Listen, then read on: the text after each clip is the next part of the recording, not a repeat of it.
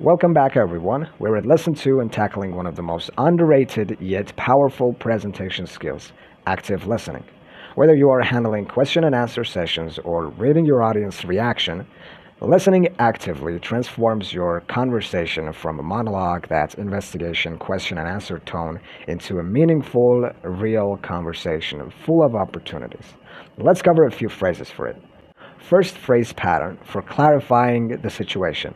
When the audience asks something unclear and you are not sure what to say, don't panic. Simply use this structure. First, it starts with could you for polite requests. Could you? And then use either of these three verbs.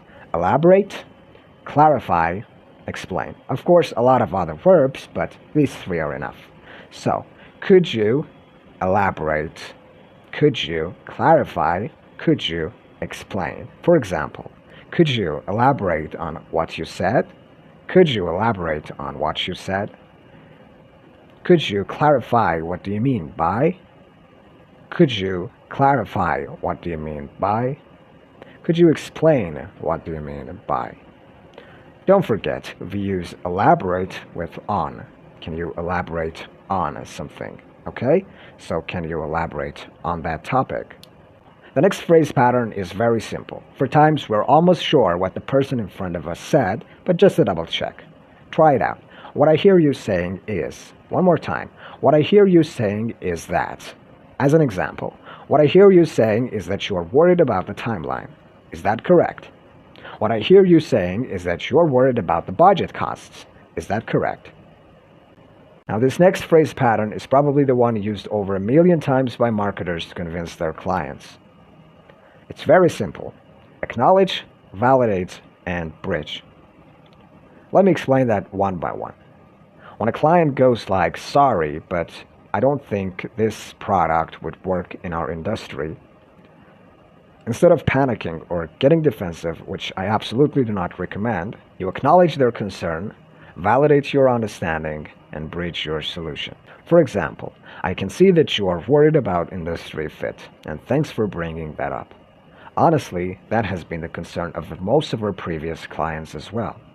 According to the market trend, 50% of your rivals are using this product right now, and they are getting a great return on investment.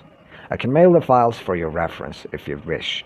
See, acknowledge, I see that you are worried about industry fit. Validate. This has been the concern of most of our previous clients as well. And bridge your solution with evidence. According to the market trend, they are getting a very good return on investment. Your turn. Don't forget to comment your answer. What would you say if the client goes like, sorry, but your ideas always seem too theoretical, not practical? Time for practice. Don't forget to submit your recordings for review. Practice using the restatement technique to ensure mutual understanding. Acknowledge, validate, and bridge your solution. The scenarios are, first off, the client goes like, I don't think this would work in our industry because we have very different constraints. How would you respond? Second scenario. The audience member goes like, we tried something similar before, but it was a complete disaster. I don't really think this would work in the industry. And third scenario, I'm the interviewer, you're the interviewee. Try answering me by acknowledging, validating, and bridging your answer. When you're ready, take a pause and answer. Here's your prompt. Dear candidate, I've reviewed your CV, and it's almost the same as the 20 earlier candidates.